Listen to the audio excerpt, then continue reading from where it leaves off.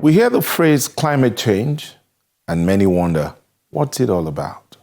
It's been on over many decades. We've talked about the climate and environmental issues in Nigeria for so long. And some of that, the questions, is it all about talk? Indeed, some have been dubbed political environmental activists.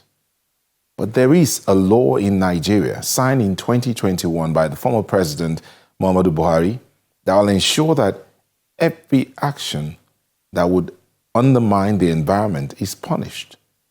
There's a law also that also ensures that there is awareness created from the youngest, from the lowest level of education upwards, so that every Nigerian gets to understand what it's all about, climate change and our activities and how they impact on the environment. This is supposed to be carried out, this aspect is supposed to be carried out by the ministry, department and agencies. But how many of them have been doing this? Newsnight had a conversation with one of those who sat down or spearheaded the drafting of the Climate Change Act in Nigeria. He's also recently been recognized as one of the 30 global leaders in environmental issues and climate change. Newsnight sat down for a conversation with Honorable Sam Onuigbo, who's a former chairman of the House Committee on Climate Change. He talks to us about all that's been done to ensure that the Climate Change Act is passed, and that was signed in 2021. He also talks to us about the gains from COP28 and the hue and cry about the delegation Nigeria went with. Honorable Sam Onuigbo, thank you for speaking with us on Newsnight. Thank you very much indeed for having me. You're the former chairman of the House Committee on Environment. Climate change. Climate change. Yes. And when it comes to climate change, everybody will just liken it to the environment. But let's start off from this part of the conversations around climate change and the environment in Nigeria. How would you rate the conversation so far?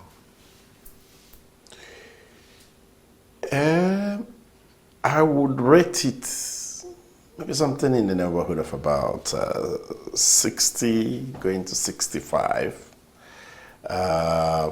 But I would also like to emphasize that there has been an improvement, a steady improvement. The reason I'm saying so is because when I was appointed the House Committee Chairman on Climate Change in 2015, a lot of us were not even interested in discussing climate change or anything related to environment and things like that. I think it got a point where my colleagues, whenever they wanted to entertain themselves, they would allow me after plenary to go ahead of them, so they could call me the rainmaker, the rain doctor, something like that. So what it revealed to me was that there was lack of awareness.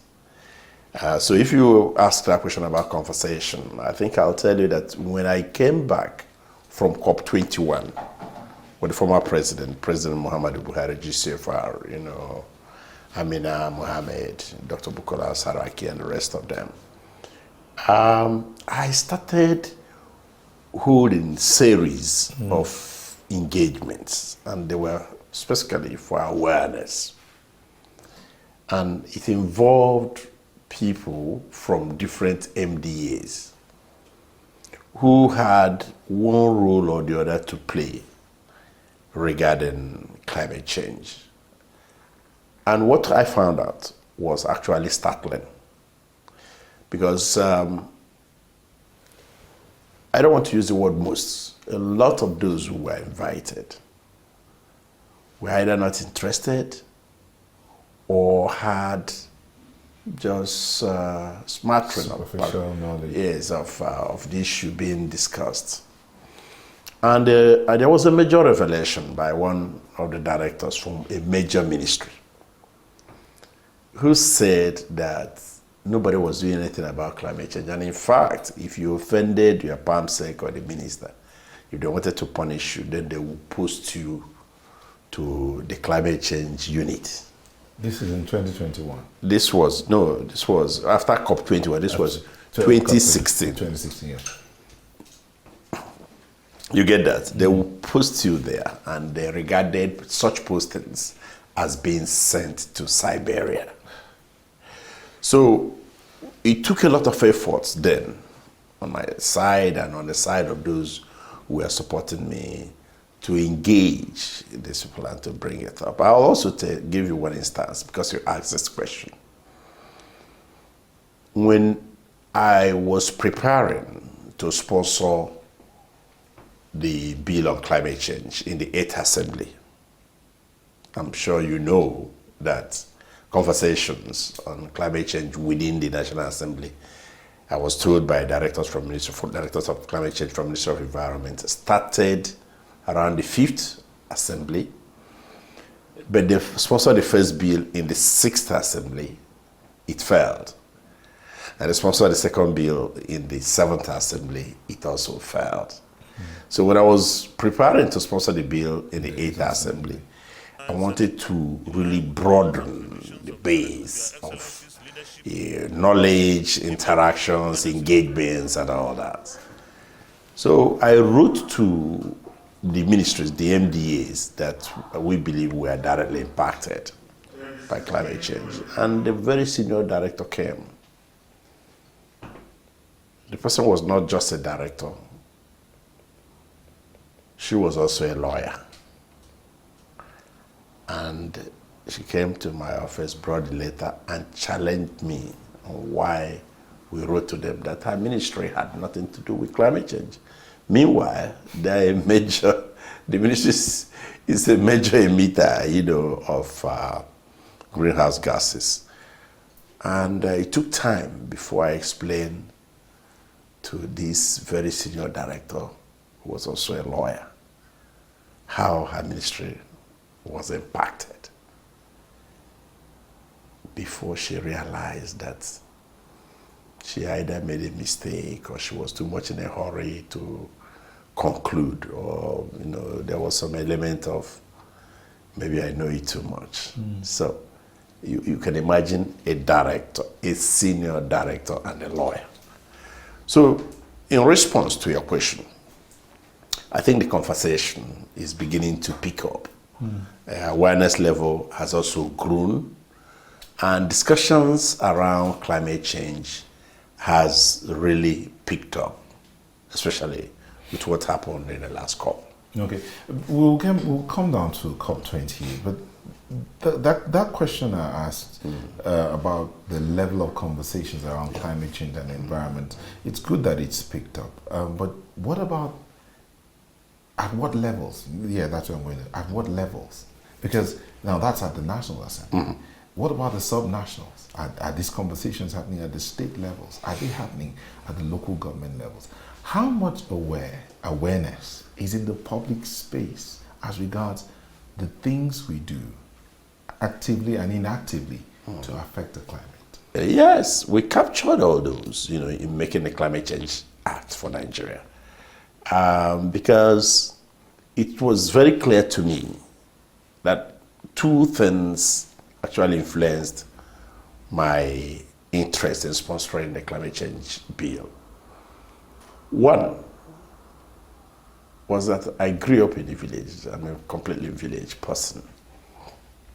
And when we were attending schools, in primary schools, we would wake up in the morning, use our calabash and rush to the springs to get water. I have a number of valleys within my village, and I will go to those, rush down, get the water in the morning, come back, take a bath, and then go to school. It was a normal thing for village boys. We had 6 of such springs in my community, in Onuigbo, Onuigbo, and local government. By the time I finished primary, post-primary, went to higher institution, worked, and then returned to the village at some point, it was a rude shock to me to find out that 5 out of the 6 springs had dried up. And there were no clear, I didn't know what was going on. That's one. And my knowledge of the Nigerian terrain over the years when I traveled, particularly when I worked for the US Embassy, I discovered that areas where in those days we would go to and buy fish and do these and, see a lot of green, particularly up north, that these areas, or to a lot of them, had either dried up due to desertification, drought, and clear impacts of climate change. So when I was pushing the bill, I had a lot of support from my friends from up north. And also my friends and my colleagues from the coastal areas that had actually received a real big blow from the impact of climate change. Coastal erosion is serious. The fishermen no longer have places to keep their canoes. Communities like Ayoetero in Ondo State and some other ones in Bayelsa, they saw their areas being wiped out. So these things influenced my sponsoring the piece. So having drawn my knowledge from the local community, so it was very clear to me that the issues about climate change was not going to be restricted to the presidential villa. If it happened in my village and happened in Ayetoro, happened in some other communities up north, then it means that for us to be able to arrest this big menace, we needed the contributions of the subnationals. Consequently, in making up the members of the National Council on Climate Change,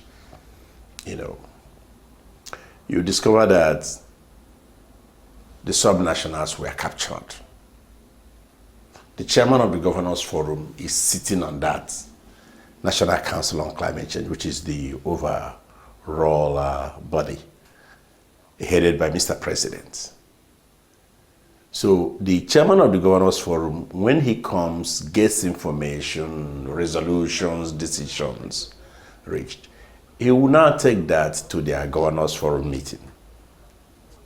Similarly, the president of the Association of Local Governments of Nigeria, AGON, is also sitting on the board, on the council, on the National Council on Climate Change.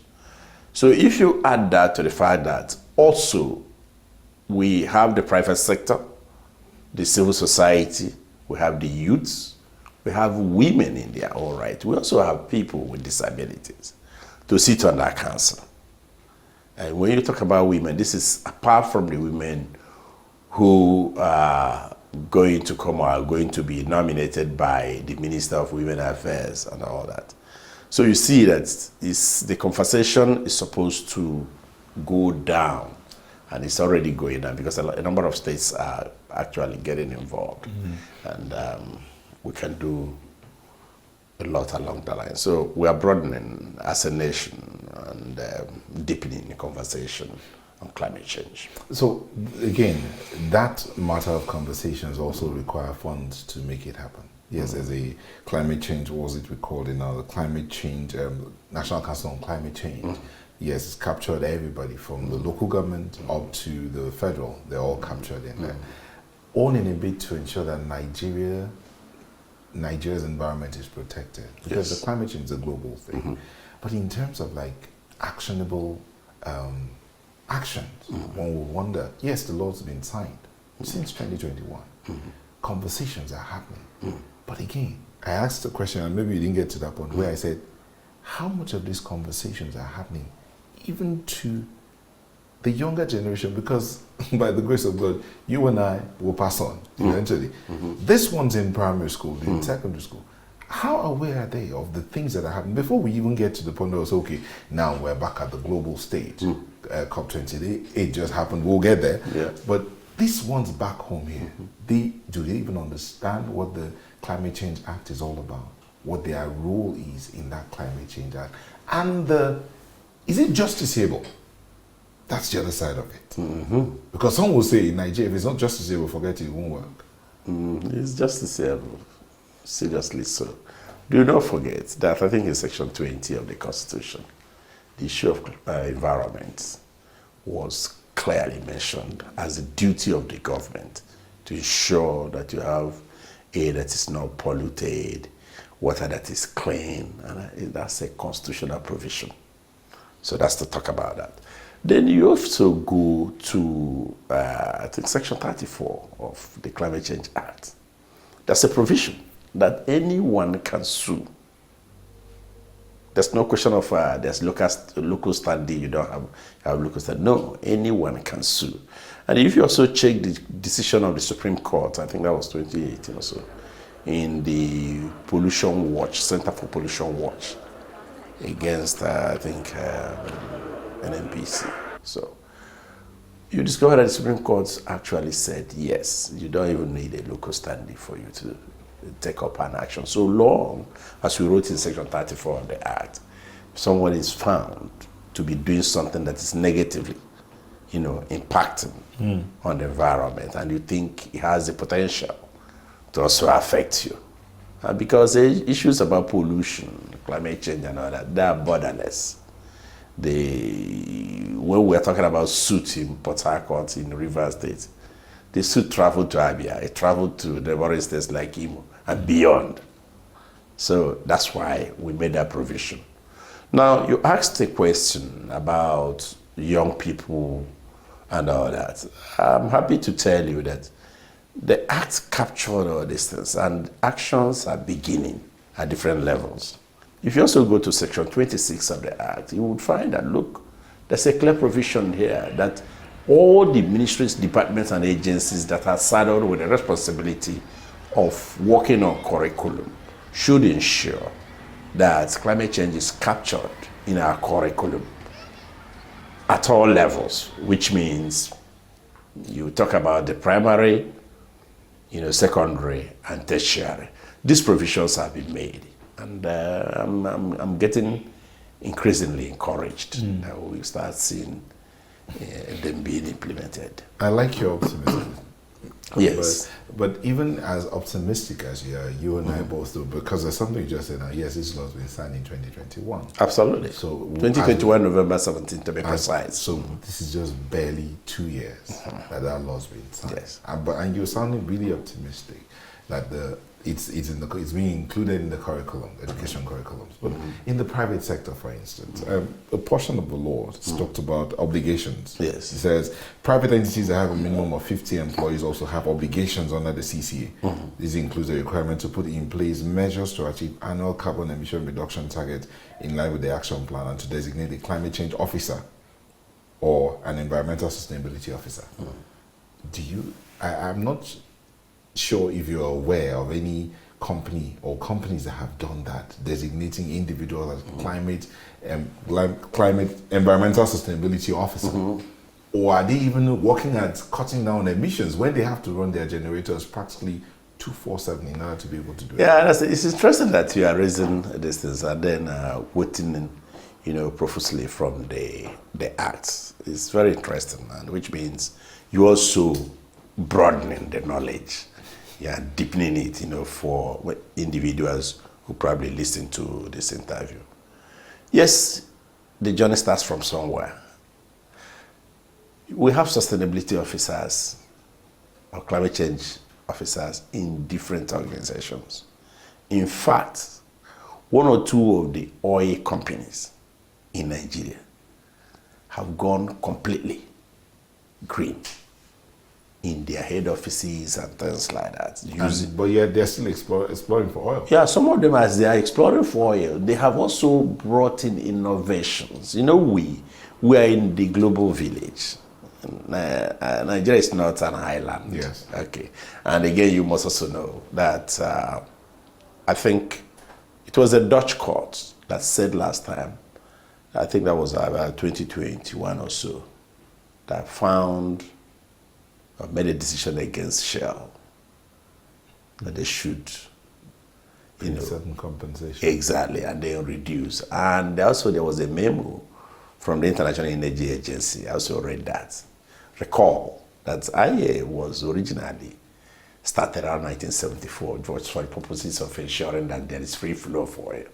They wrote a memo and said, look, people should stop, particularly those who are engaging in this, should reduce or even discontinue because they found the negative impact, devastating impact, health impact, not just talking about any other thing. So for that, companies are moving, actions are being taken. But you know, the other side of it is the conversations we usually have that Nigeria does not have a dearth of laws. Nigeria's problem is implementation of these laws and policies. Yeah. So now we have this act. Yes, indeed, you're seeing some traction. You're seeing conversations. You're seeing some people putting things in place. But one of those things that affect the climate immensely is gas flaring. And it's still happening in the Niger Delta. Yes. Even with this act, and many of these players in this industry know that there's a climate change act, yet they're still flaring gas.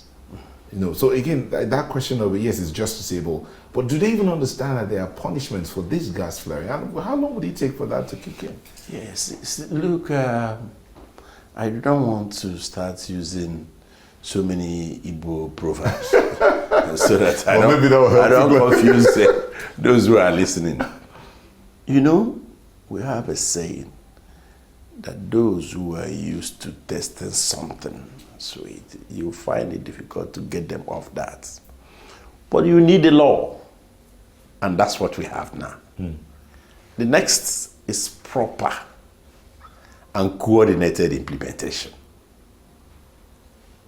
You know, if you didn't have the law and then somebody's talking of one policy and it's being sabotaged and all that, but let me even move forward and talk about that issue of gas flaring was one of the things that was captured in the last COP, where people committed, Mr. President was part of the panel, high-level panel, on how to eliminate methane, which is, you know, is even much more troubling and poisonous when we are talking about emissions. And what was it? Nigeria committed to it. And when even the Minister of State for Petroleum Resources, Honorable Ekperikwe, spoke, he also said, he told the line, because Mr. President was in this meeting with the U.S. envoy on climate change, Senator John Kerry, or Secretary John Kerry, and then the Chinese envoy on climate change, Zhen Hu, you know, has this, you know, long Chinese name, and also the president of COP, which is Al-Jaba. So our president was there, and he committed, you know, to doing this because we have known that we need to take action.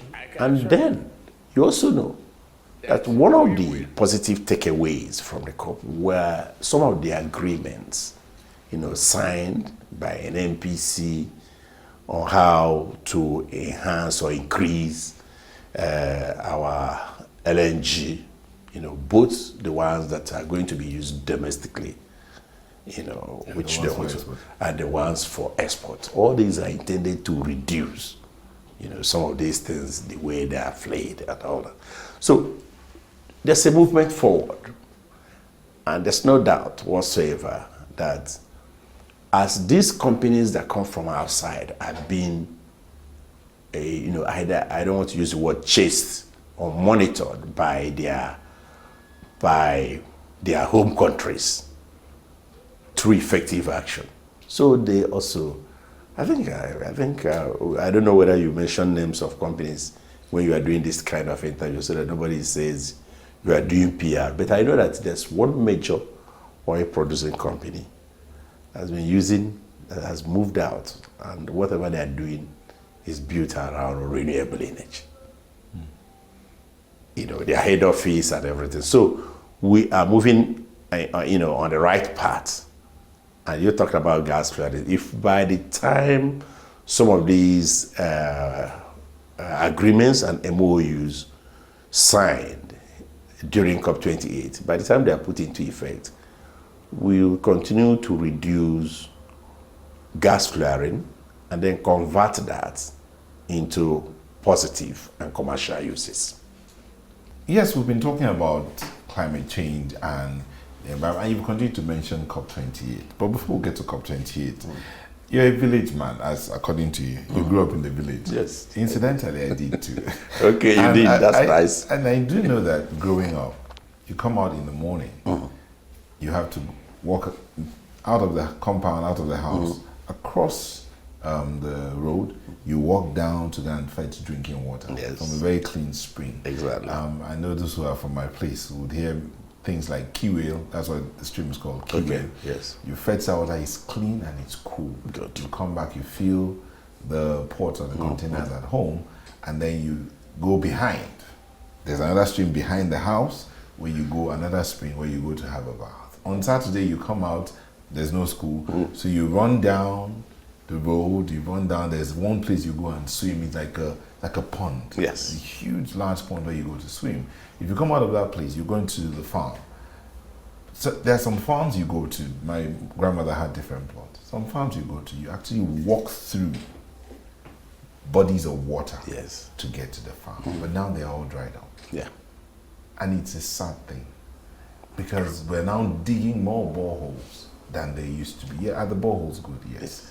But some of us assume that digging boreholes is a mark of civilization. But it doesn't seem to align with the moves at the COP28, for instance, to protect the environment. How do they all relate?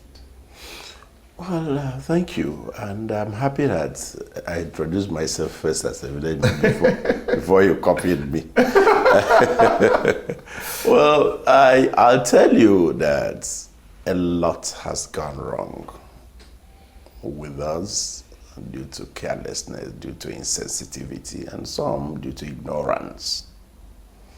So we've lost a lot, and that's why efforts are being made to see the ones we can restore. Degraded areas that we can bring back to life, so that we can continue our normal way of living. It's going to be difficult, but it can be done. So what you said is true. There are some practices that we have engaged in that in actual fact have affected us negatively. And such practices too, some occurred without us knowing that, okay, what we're doing is harmful to the system, it's harmful to the ecosystem. In fact, it's harmful overall. This is why we're saying right now that people should be aware of their actions, especially actions that have the potential to impact negatively on the environment and by extension on the well-being of the people. I was there at COP21 with the former president and minister, like I said earlier, the then minister, Amina Mohamed, now the Deputy Secretary General in Paris. In fact, where the Paris... That's a picture. Yeah, yes, that's a picture. Where the Paris Agreement on climate change was approved. And I know that upon coming back, some of us started taking some action because I participated in a global, what we call Global Legislators Organization on Balanced Environment, GLOBE event, where we were advised to go home and push legislations on climate change because you need a legal framework to guide the leaders in the action. Like I said before, you don't want a situation where one leader comes and then changes the policy. If it's a law, it takes some exercise for it to be either amended or repealed. So I came back and started doing that. Now, talking about how the president has comprehensively activated, is just to tell you that, one, we had struggles in passing climate change bill over about 16 years. And we're now successful in 2021, to not only pass it, but to get the then president to assent to it, to make it an act of the National Assembly. So, and then the then president also went ahead and appointed a director general But what this president did that is unique and that is worthy of commendation is that I think he took time and studied the act upon assumption of office. Because he had just been there now for barely 6 months. You know, if you count June up to November ending. And interestingly, why I said that he has, you know, activated the act in a comprehensive manner was that when he was meeting with his cabinet and when he directed them that you should go out there and get things, partnership, funding commitments for the nation, for the Nigerian nation. We were not aware, we weren't there. But it was when he read his speech, his budget speech at the National Assembly, and where he said in paragraph 23, I have directed, which means he was not just saying it there. And then he went further and said, together we will all go to COP28 and bring things for this nation. He didn't stop the speech there and then stayed in Abuja. He came to Dubai. And I was opportune to attend maybe about 4 or so meetings with him, not at, you know, where he was in a meeting. He led from the front. And I'll tell you why I use the word he has actively, you know, comprehensively activated the Climate Change Act. It's because in addition to making those statements, some of the statements were made without us being aware until he came to National Assembly to read budget speech. Then I saw that some of the ministers who attended, they had a well-prepared roster that indicated which meetings they had to attend to represent the Nigerian people. So that's why I said that President Tinubu, GCFR, has comprehensively, you know, activated the act. In addition, he was able to make those powerful announcements in Dubai on carbon plan. Mm-hmm. Then, not only that, he was there at high-level meetings, he was also there on high-level meetings on how to triple renewable energy. And I talked about the Electricity Act here, because if you go and check the Electricity Act, maybe you wonder about, you know, the Rural Electrification Fund coming from, you know, sections 142, 143. But you go further down to 164, 165, and you see where renewable energy was, you know, strongly mentioned. And of course, he signed that bill barely 10 days or so after assumption of office. So now if you add this together and see how his appointees attended COP and took it seriously, because I was involved, then you now know that something has shifted. Even those who before now found it difficult, I'm talking of ministers and going here, they were finding it difficult to know if they had a role to play or not. It became very clear to them when Mr. President led from the front that, look, this is a serious business. Okay, so the problem with Nigeria as a state participating in all of these climate change activities and enforcement and all of that is a question of ignorance. Is that what you're implying? Then, but that seems to have changed because leadership is leading from the front. Yes, it's a combination. One is that a lot of people were not aware. The other one was the same, you know, I'm not bothered. Let me mark my time as a government official and move.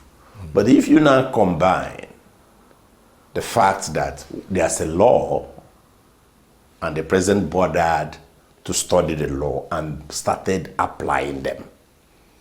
If there's any section, if there are sections, I know there are a lot of sections, a lot of activities that the National Council on Climate Change, activities that are supposed to engage in, you know, as they're taking the law step by step. Those ones, I know that Mr. President will get there. So it has now become clear, particularly for government appointees, that this law, this act on climate change, must be implemented for the good of all. And when you talk about the president, it's easy for him to, you know, come to Dubai. I remember walking around with him from one meeting hall to the other, even when he went to the Nigerian pavilion. So that's a show of seriousness, commitment, motivation. You know, what your submission right now would tend to assuage some Nigerians who were concerned about the cost to the Nigerian state for the president and over 1,000 Nigerians being there. Yes, the federal government has come out to say we only sponsored 400 plus. Just for 22 years. But you see the number of Nigerians there. There are those back home who will be saying, okay, what are the takeaways from this? Yes, the president has gotten out, he said he was going to get funding, he's told his people to go out there. Yeah. At the end of the day, how does that translate to a better environment, cooler climate and all of that? How does that translate to all of this?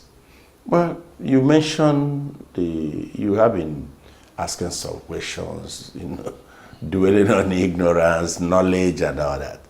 I think it's a question of people not having enough information. Because some of the people who complained about the number that went to Dubai, if they had adequate information about the composition of those who went to Dubai And what they are going to do. and what they were going to do, they probably wouldn't have gone. Some of them, veered off. I'll give you an instance. Okay, government has come to say we sponsored 422 people, or just about that. Then, and the query was that, 1,411 went. I think that's the figure that was being bandied about. Some of the people who were bandying the figures, they did not say, okay, if government sponsored this number, how then did the other, almost 900 or something, how did they go? These were sponsored either, one, by private individual, international organizations, and others. I know some very young people that I started talking with in the 8th Assembly when I started this issue of climate change. They were just following and supporting. And some of them are already doing postgraduate studies, either in Canada, in the United States, and some in UK. But they were all there. I also had some journalists who, questioned me about this matter. Out of the 4 journalists who engaged me, it turned out they all came being sponsored by different organizations, not by the government. But some of them were also being tasked to write to create the impression of government. So it's important to have information. And I think since the information started coming out, that's been it. Now, on the issue of takeaway, a lot happened. And those things are positive. And it makes one know that a leader can set the pace and tone of how he wants his administration to run. And that's a major requirement in management. One of the takeaways from the COP20, one of the key decisions was the call for the phasing out of fossil fuels and tripling global renewable energy capacity by 2030. Yeah. The question then, Nigeria is a predominantly fossil fuel powered nation. And we're looking at 2030. That's 7 years away. Is it feasible? Yeah, that's for us to triple. That 2030 is to triple renewable energy, globally. And again, that involved high level, presentation. And they signed up to it, so many countries, including, and I want this emphasis to be known, including the major polluters, like the United States, China, and all that. They were part of those who were saying, we have to redouble. We have to triple renewable energy. It is simple. Africa contributes less than 4%, maybe 3-point-something% of global emissions. But Africa is seriously impacted by climate change because we are not even prepared the way the polluters are prepared, how they have developed their infrastructure to be able to withstand challenges or impact of climate change. So the question is, why are we trying to join those who have already developed since our resources, since our income is coming mainly from fossil fuel? I think that's your question. It means that if you are being impacted even without you contributing, it makes a lot of sense for you even to begin to prepare more than those who are major emitters. That's why it is a landmark decision. It is not going to be, very easy for us. At least Mr. President, in his article or in his piece that was published by the CNN, said it's going to be a very difficult journey, but that we have committed to it. But the developed world need to come along with us in a fair and just manner. How realistic is that coming? It is entirely realistic. You know why? It has dawned on everyone.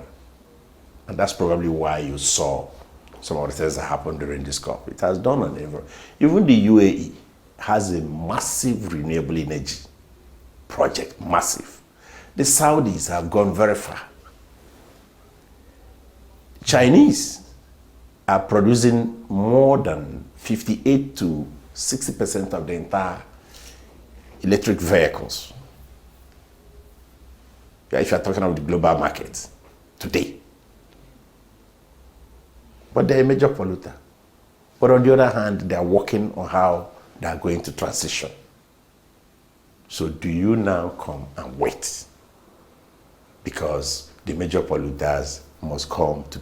So it's a landmark and we have to work towards it. I said this in a paper I gave at the Scottish Parliament when we had, a program during COP26. We are not prepared to transit into crisis. And that's what, if you go and read Mr. President's speech, what he published by CNN, he also said, one, that it's because we want to do this and hit net zero. That's why we have taken the decisive and significant step of enacting a climate change act. He put it there in his speech. And also that we have our, energy transition plan. If you put this together, it means we are prepared to go. But the resources we need should come. Because, Africa complained about this during, or took a resolution on this, during the Africa Climate Summit in Nairobi, Kenya, between the 4th, 5th, and 6th of September. We know we're not contributing, so much emissions. But we also know that we have very young population. Okay? So if we begin early to prepare, to work, just like President Tinubu said in his piece, we'll probably end up becoming, the hub for green economy, for the whole world. This whole thing, it points to the fact that Nigeria can benefit a great deal from this pulling out of fossil fuel, cutting down on emissions, and going more renewable, so to speak. But just before we go, the question would be this matter of working in silos. We know our Nigeria, we know how we like to do things, we like to do it in silos. We tend to miss the connectivity or where each of these areas or where we all connect. So do you think that might be a challenge?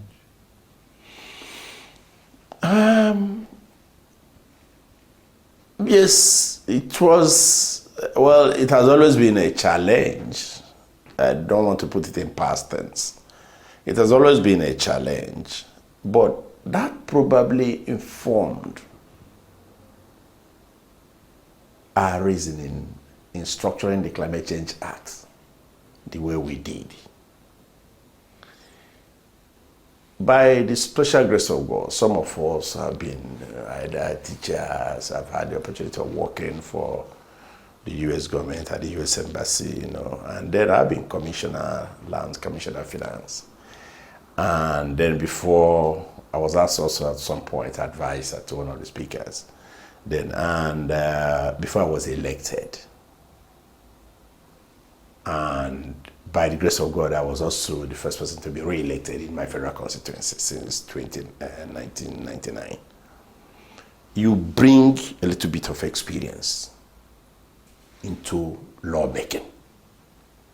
Now, working in silos, like you have said there, is a major problem. And that probably was one of the reasons why it was difficult to get this act long before we got it. Okay, that is, it took us nearly 16 years or so. So to cure that, to take care of that, to eliminate that, that's why, for me, I came up with the phrase that we refer to as elimination of peer jealousy. It's because of peer jealousy that people try to work in silos. They want control. It should not come from Mr. Egbe. And because when I was Commissioner for Finance, I recall the governor asking us, we were trying to raise the revenue of the state. And I called a meeting. He asked that a meeting, a resolution at the council meeting. He said the Commissioner for Finance should chair, then get the other revenue generating ministries to be part of that meeting so as to have an agreement, a common agreement, and start implementing together. They all came, the commissioners came. In fact, specified the kind of food they would like to eat and the kind of wine they would like to have. And they came and we did all that. But when it came to implementation, because they wanted to work in silos, they did not agree. They started working on their own. One, and which is why I came up with the phrase peer jealousy. They didn't want to see Mr. Egbe as the person who presided over the resolution that has now become a reference point. Because at every point, people are thinking of what they are going to be the next moment. So we can overcome it now. Why? Mr. President is the chairman of the National Council on Climate Change. And the National Council on Climate Change is the body that is now saddled with the responsibility of making decisions on climate change for the country. So if he appointed ministers to their positions and he calls them and says, we are going to do this, just check what happened. You said I was referring to COP28 because he was in front. And most of those ministers are members of the National Council on Climate Change. If you read the act, you see section 5, section 1, you see the listing. There's no way the president who appointed you to a position can now ask that this be done. And you start playing big boy that you are minister for either petroleum or minister for finance. There are some super ministers. So to eliminate them working on their own, setting their own terms, that's why Mr. President is there. And that way we'll be able to have proper coordination as provided for in the Climate Change Act. Honorable, I want to thank you so much for this conversation. But this being the new year, if you had a word for Nigerians and the world out there as regards environmental sustainability, individual actions, keep it short so that as punchy as possible, what would that word be? It's for us to work together and for us to know that issues about climate change, that they are borderless. So where you fail to add your own or contribute to your own, maybe in River State, maybe in Cross River State, and it gets into the atmosphere, you are likely to feel the impact in Abuja, in Jamina, and others. So all hands must be on deck in tackling this major menace that is borderless. Thank you very much. You're welcome. Thank you, sir.